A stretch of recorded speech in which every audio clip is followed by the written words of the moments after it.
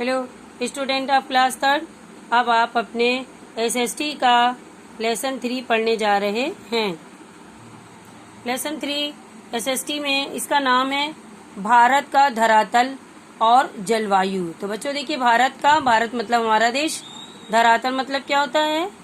पृथ्वी की जो सतह होती है, ठीक है, जो हमारी जमीन है उसी को कह रहे हैं हम।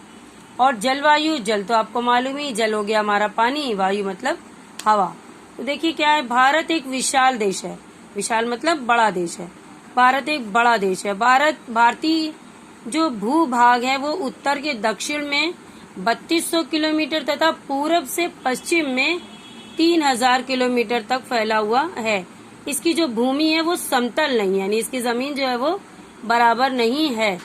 इसके एक ओर ऊंचे पर्वत हैं तो दूसरी ओर मरुस्थल है। मरुस्थल क्या होता है बच्चों? मरुस्थल वो जमीन होती है रेतीली बालुई जहाँ पर पाई जाती है, जहाँ पर बहुत दिनों से बारिश ना हो यानी पानी ना हो तो वो जमीन जो है हमारी कंकरीली हो जाती है, उसे हम मरुस्थल कहते हैं। और यहाँ हरे भरे मैदान भी हैं और पठार भी। पठार क्या होता है?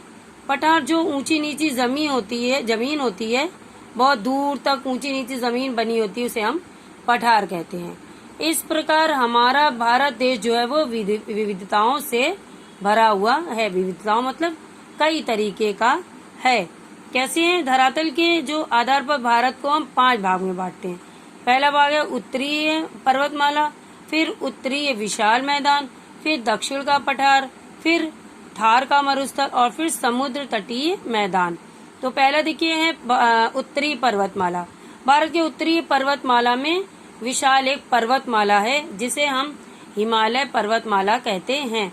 एवरेस्ट जो है इसकी सबसे ऊंची चोटी है ना बच्चों? एवरेस्ट सबसे ऊंची चोटी हमारी एवरेस्ट है और इसकी ऊंचाई 8848 मीटर है।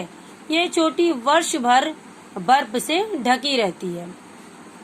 गंगा, यमुना, ब्रह्मपुत्र आदि प्रसिद्ध नदियां हिमालय से ही निकलती हैं। देखिए दूसरा बच्चों, इसे हम कहते हैं उत्तर का विशाल मैदान।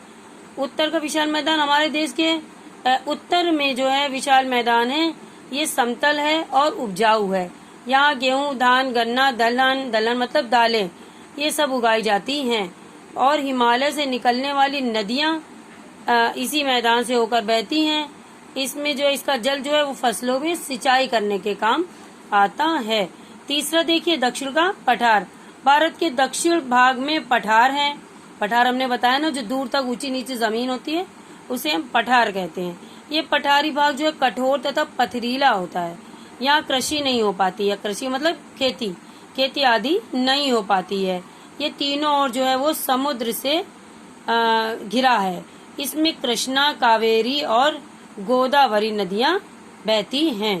ठीक है बच्चों, अगला हम आपको सेकेंड पार्ट में पढ़ाएंगे। ओके।